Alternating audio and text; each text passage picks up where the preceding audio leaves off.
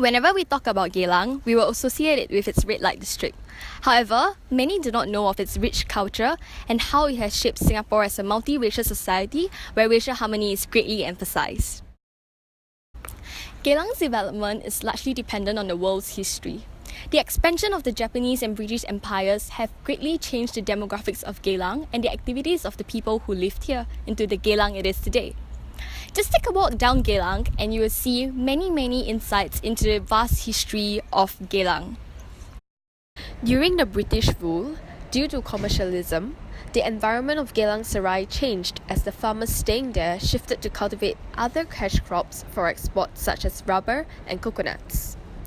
The story behind Geylang can be traced back to the 19th century through the presence of small businesses along the banks of this river, Geylang River. However, under the British rule, trading businesses forced the villagers who were living on floating houses to stay out of the way, which resulted in the people moving inland.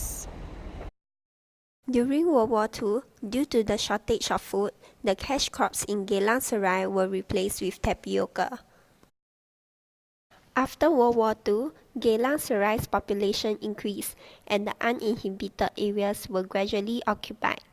In the 1950s, when the better-off Chinese moved out of the area, more Malays moved in and the population of Geylang Serai became predominantly Malay. At this current spot, 53 years ago, in 1964, the racial riots happened. And from then on, Singapore's journey to become a multicultural society was created. The riot broke out at Geylang Lorong 14, where 20,000 Malays from the different Muslim organizations gathered for the procession for Prophet Muhammad's birthday, which started at Padang and slated to end at Jamia's headquarters, located at Lorong 12, Geylang area. Just when the July riots came to an end, this period of peace was broken by yet another riot on 2nd September 1964. Triggered by the killing of a Malay tricycle rider. This incident that occurred at Geylang Serai involved much violence that caused the deaths of 13 citizens. The official reason given by the state attributes the role of UMNO and Malay newspaper Utusan Melayu for publishing anti-PAP headlines and instigating the Malays to demonstrate hatred towards the PAP. Utusan Melayu aroused anti-PAP sentiments among the local Malays by publishing and amplifying the Singapore government's decision to evict the Malays from Crawford area for the redevelopment of the urban spaces. This is seen as a violation of the Malay rights. However, there are many other reasons that caused the riots besides the official one given by the state. The first reason, according to the Malaysian government, was due to Lee Kuan Yew's speech where he passed inflammatory remarks of the UMNO communal politics, and this led to the hostility towards Chinese amongst the Malays. However, the American embassy refuted these claims by stating that Utusan Melayu could have misquoted Lee's speech. The second reason was because of a Chinese individual throwing a bottle during the possession of Prophet Muhammad. So it was speculated that it was caused by the Indonesians because it happened during the Indonesia and Malaysia confrontation where Indonesia opposed to the formation of the Malaysia Federation. Even though there were many differing views on how the riots kick-started, many will agree that it is an important history that shaped Singapore's identity.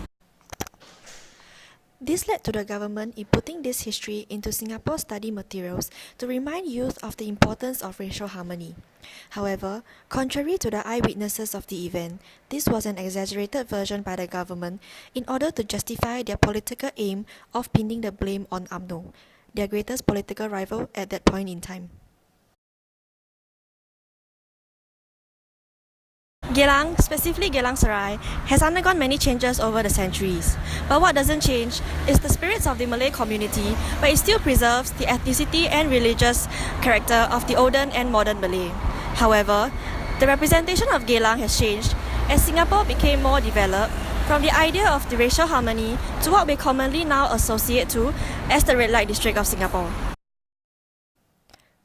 The government would like to remain Geylang as how it is to provide a place that the Malay communities gather together, be it on weekends or during the festival season. Therefore, it is important to communicate to others the rich history that Geylang possesses and its importance in shaping Singapore into a multiracial society.